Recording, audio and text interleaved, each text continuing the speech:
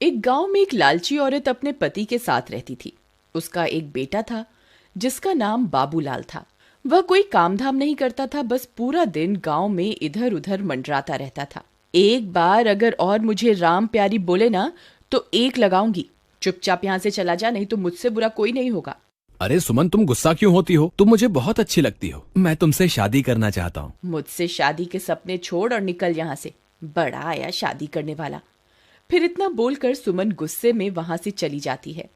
तभी बाबूलाल का दोस्त वहां से गुजर रहा होता है।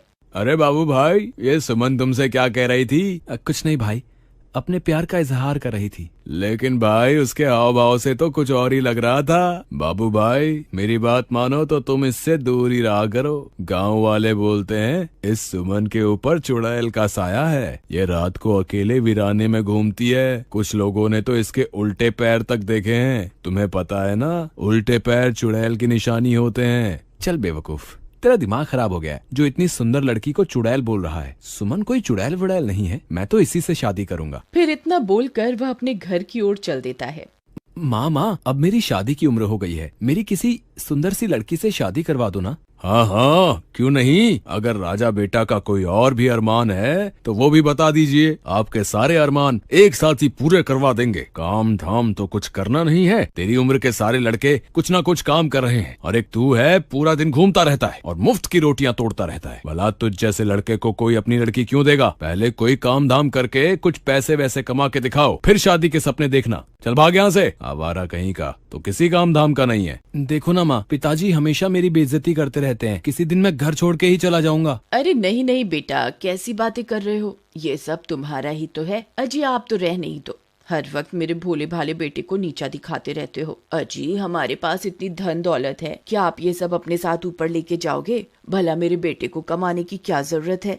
माँ, मुझे सुमन बहुत पसंद है। तुम उसके घर मेरा रिश्ता लेकर जाओ ना। ठीक है, मैं कल ही सुमन के माता पिता से तुम्हारे रिश्ते की बात करने जाऊंगी। फिर अगले दिन बाबूलाल की माँ सुमन के घर रिश्ता लेकर जाती है और उन्हें अपने पैसों का रुबाब दिखाती है। देखिए बहन जी, आप बहुत अमीर लोग हैं और हम गरीब। मेरे पास आपको देने के लिए कुछ भी नहीं है। तुम्हारी किस्मत बहुत अच्छी है जो तुम्हारी लड़की की शादी मेरे बेटे से हो रही है। बस तुम सुमन की शादी मेरे बेटे से करवा दो, मुझे तुमसे कुछ नहीं चाहिए। इतना बोलकर वह वापस अपने घर की ओर चल देती है।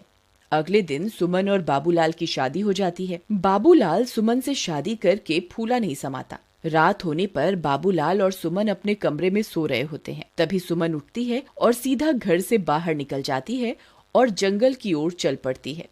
बाबूलाल के दोस्त को सुमन पर पहले से ही शक होता है, इसलिए वह उस पर पहले से ही निगरानी रखे हुए होता है। अरे ये भाभी इतनी रात गए कहाँ जा रही है? मुझे इनका पीछा करना होगा। फिर चीमा सुमन का पीछा करने लगता है। तभी चलते चलते सुमन के पैर उल्टे हो जाते हैं। अरे मर गए रे, इसके तो पैर ही उल्टे हो गए। मेरा शक सही निकला, ये तो चुड़ैल निकली। तभी देखते ही देखते सुमन चुड़ैल में बदल जाती है और गुफा के अंदर घुस जाती है। चीमा की आंखें फटी की फटी रह जाती हैं। फिर वह भी उसके पीछे पीछे गुफा के अंदर घुस जाता है। ए हैवानों के देवता, मैं आपको 9 बलि चढ़ा चुकी हूँ। बस एक बलि और चढ़ाते ही मैं सर्वशक्तिमान बन जाऊंगी। फिर मैं इन शक्तियों से पूरी दुनिया पर राज करूंगी। मुझे अभी के अभी सारी बात बाबूलाल को जाकर बतानी होगी। फिर वह सीधा भागता हुआ बाबूलाल के घर जाता है और खिड़की से उसे आवाज देता है। बाबू भाई उठो, मुझे तुम्हें बहुत जरूरी बात बतानी है, जल्दी उठो। अरे क्या हुआ भाई, इतनी रात तुम यहाँ क्या कर रहे हो? भाई मैंने तुम्हें पहले ही कहा था कि तुम्हारी बीवी चुड़ैल है, लेकिन तुमने मेरी बात का विश्वास नहीं किया था। भाई मुझे लगता है कि तुम्हारा दिमाग खराब हो गया है, जो ये बहकी बहकी बातें कर रही हो। अच्छा तो ये बताओ कि क्या सुमन घर पे है? इतने में सुमन वहाँ आ जाती है। क्या हुआ चीमा भैया, इतनी रात गए कैसे आना हुआ? चीमा सुमन को घर पर देखकर हक्का बक्का रह जाता है। अब कुछ नहीं भाभी जी, मैं तो बस यहाँ से गुजर रहा था तो सोचा बाबू से मिलता चलूं। अच्छा अब मैं चलता हूँ। इतना बोलकर चीमा वहाँ से दुम दबा के भाग जाता है। अजी क्या हुआ, ये आपका दोस्त आपसे क्या कह रहा था? कुछ नहीं, बस ऐसी ही बेकार की बातें कर रहा था। चलो अब तुम सो जाओ, रात बहुत हो गई है। फिर सुबह होने पर वह सेठानी गुस्से से लाल हो जाती है क्योंकि सुमन अभी तक सो रही होती है। ए बहुरानी, अभी तक सो रही है क्या? घर का काम कौन करेगा? चल जल्दी उठ, मैंने काम वाली की छुट्टी कर दी है, आज से घर का सारा काम तुझे ही करना है। फिर सेठानी के जोर जोर से चिल्लाने की वजह से सुमन की नींद खुल जाती है और वह गुस्से से लाल हो जाती है। रुक बुढ़िया, तुझे मैं अभी बताती हूँ। फिर सुमन गुस्से में बाहर आती है। ए बुढ़िया, क्यों शोर मचा रही है सुबह सुबह? मेरी सारी नींद ही खराब कर दी। अरे दैया, इसकी हिम्मत तो देखो, मुझे बुढ़िया बुला रही है। ए, तेरी इतनी हिम्मत, मुझे बुढ़िया बोलेगी? चुपचाप घर का ये सारा काम निपटा दे। तेरे माँ बाप ने वैसे भी दहेज में फूटी कौड़ी भी नहीं दी है। मैं कोई काम वाम नहीं करने वाली, जो करना है कर लो। तेरी इतनी हिम्मत, मुझे मना करेगी? रुक, तुझे अभी बताती हूँ। अरे मर गई रे, ये क्या हो गया? तेरी इतनी हिम्मत, मुझे अभी के अभी छोड़ दे। बाबू बाबू, ओ बाबू, देख तेरी बीवी मेरे साथ क्या सलूक कर रही है। जल्दी आ, मुझे इससे बचा, नहीं तो ये मेरे सारे बाल नोच डालेगी। फिर अपनी माँ की चीख पुकार सुनकर बाबू दौड़ा दौड़ा अपने कमरे से निकलकर वहाँ पहुँच जाता है। वह यह सब देखकर हैरान रह जाता है। ए सुमन, तेरी इतनी हिम्मत, तू मेरी माँ के साथ ऐसा सलूक करेगी? अभी के अभी मेरी माँ को छोड़ दे, वरना अच्छा नहीं होगा। फिर सुमन उसे छोड़ देती है और सीधा अपने कमरे में चली जाती है।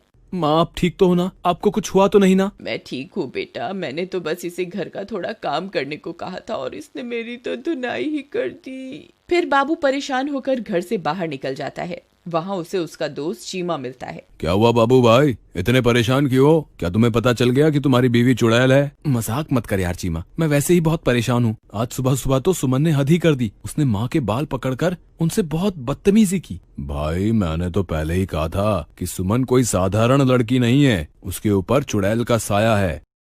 एक बहुत आसान रास्ता है, अगर तुम उस चुड़ैल के सामने आईना रख दोगे तो तुम्हें उसकी असलियत उस आईने में दिख जाएगी। फिर वे दोनों अपने अपने घर की ओर चल देते हैं। रात होने पर बाबू सुमन के लिए एक फूलों का गजरा लेकर घर पहुंच जाता है। अरे भगवान, तुम कहाँ हो? देखो आज मैं तुम्हारे लिए क्या लाया हूँ। सुमन वहाँ आती है और गजरा देखकर बहुत खुश हो जाती है। फिर वह गजरा अपने बालों में लगाकर शीशे के सामने पहुंच जाती है। तभी उसके पीछे पीछे बाबूलाल भी पहुंच जाता है। सुमन जैसे ही अपने आप को शीशे में देखती है, उसकी असलियत उसमें दिखाई देने लगती है। बाबूलाल की आंखें फटी की फटी रह जाती हैं। वह उस चुड़ैल को देखकर बहुत डर जाता है। हे भगवान, ये मैं किस मुसीबत में फंस गया? ये तो सच में चुड़ैल निकली। अच्छा हुआ तुझे मेरी असलियत के बारे में पता चल गया। मैं आज रात को तेरी ही बलि देने वाली थी।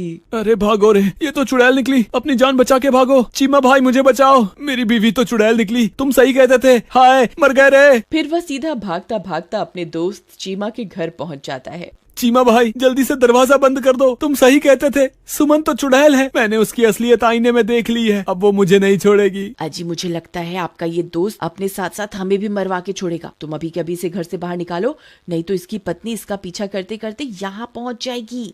तभी जोर जोर से दरवाजा खटखटाने की आवाजें आने लगती हैं। वे सब लोग डर जाते हैं। अरे दैया, लगता है इसकी पत्नी इसका पीछा करते करते यहाँ पहुँच गई।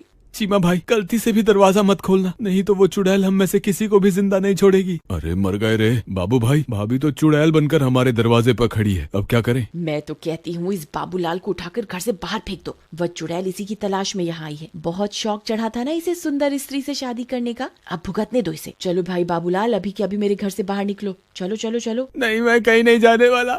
मैं अकेला नहीं मरूंगा।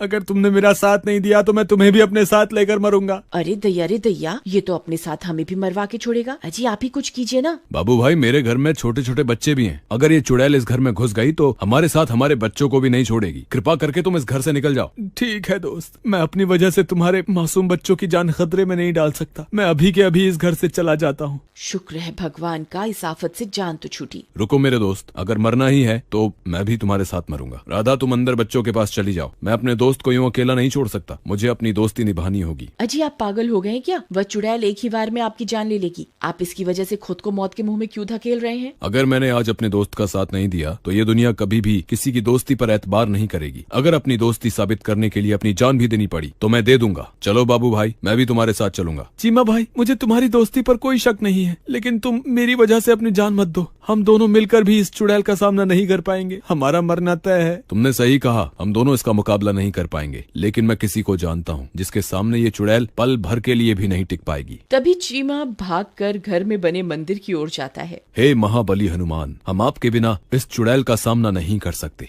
आज फिर से एक बार बुराई को हराने के लिए हमें आपकी जरूरत है। कृपा करके हमारे साथ चलिए महाबली। चलो भाई, अब इस चुड़ैल को सबक सिखाने का वक्त आ गया है। अरे वाह वाह। हम 2 नहीं हैं चुड़ैल, हम 3 हैं। बोलो महाबली हनुमान की जय, सियापति रामचंद्र भगवान की जय, पवन सुत हनुमान की जय। अरे अरे मर गई रे, ये तूने क्या कर दिया? हे भगवान मुझे क्षमा कर दो, मुझसे बहुत बड़ी गलती हो गई। हे महाबली, हे सर्वशक्तिमान, मुझे क्षमा कर दो। मैं आज के बाद किसी व्यक्ति को नहीं सताऊंगी। फिर कुछ ही पलों में वह चुड़ैल जलकर खाक हो जाती है और एक बार फिर बुराई पर हमेशा की तरह अच्छाई की जीत होती है।